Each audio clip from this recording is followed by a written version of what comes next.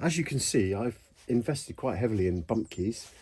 These have all come from BumpKeys4U.com over the years, and we've got the standard cylinders that you're going to find, 6 and 5 pin in doors. I've got dimple keys, padlock keys. All of these are a range of bump keys that are there to help facilitate non-destructive entry on doors. And it's a viable method for getting in when, for example, a pick gun doesn't work, and you maybe want to just try a non-destructively open a door using one of these. Now in the vise here, I've got a Q 6-pin cylinder, and I've got the Q 6-pin bump key from BumpKeys4U.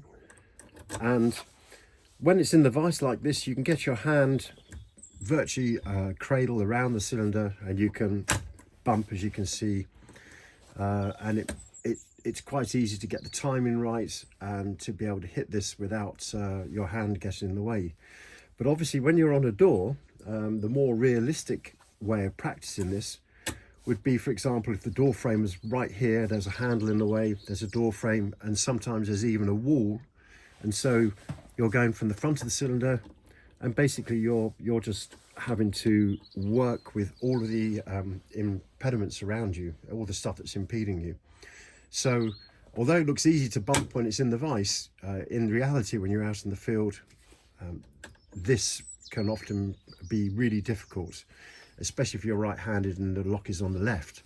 So when Mark, BumpKeys4U, Mark Ward, announced this product, I got quite excited about this because it's a bump key extender, but it's actually made of aluminium, and as you can see, it's got these rubber inlay grips on there, and a couple of grub screws in the top there.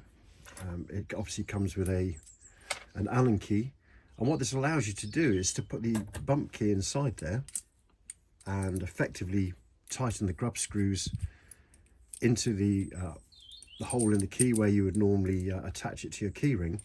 And so now you can see, although it's not actually gripping that,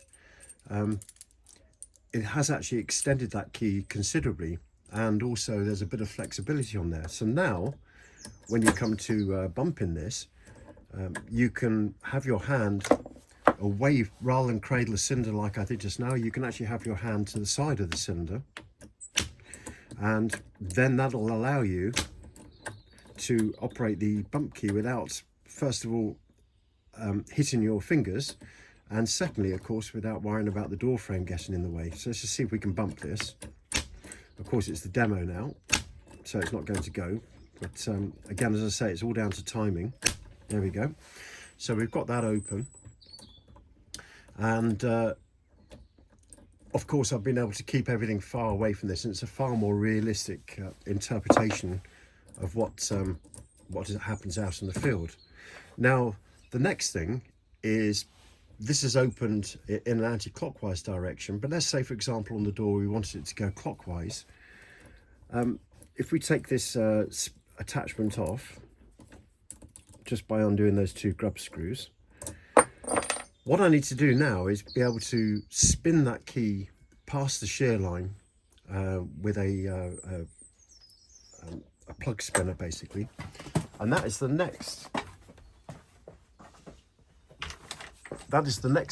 new tool that BumpKeys4U.com have put on their website, and it's this bump key plug spinner attachment, and you can see that it's obviously got a groove in there cut out to sleeve over the key, and also because the bow on this key is rounded, it also self-centers very reliably, so you won't be able to spin this when this is off center and cause yourself a problem.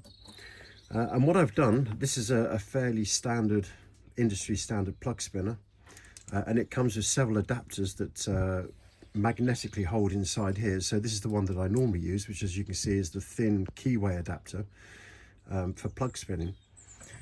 What I've done is that it also comes with a really wide plug spinner attachment, and I've literally put that inside there and clamped it, again using two grub screws, and then that will then sleeve inside the plug spinner itself and be held on by the magnets. So now we've bumped the cylinder using the this extender, and we can now plug spin the cylinder back in the direction that we originally wanted. So I'm just going to wind this up into the opposite direction to how we want to spin. I'm going to sleeve that over the top of there and pull the trigger, and as you can see, that's taken me past the shear line because of the sheer speed of it, and now we're able to open the cylinder going the opposite way. Let's complete that revolution. Let's take the bump key out. As you can see, they're all cut to the lowest cut on there, so there's no cheating with this particular cylinder. The Q is a reasonably good quality cylinder as well. It has quite a chunk of security pins inside there in the form of spools, I believe, and as you can see, this bump key obviously circumvented those quite easily. So these two new products are an excellent addition for any bumping that you might be thinking of doing out in the field, especially when you're in a tight space and you want to be able to extend the bump key. And then of course, if it goes the wrong way, there you are, you've got your plug spinner attachment. So they're absolutely fantastic, and I'm really pleased that they've come to the market, and I can guarantee they're going to get plenty of use.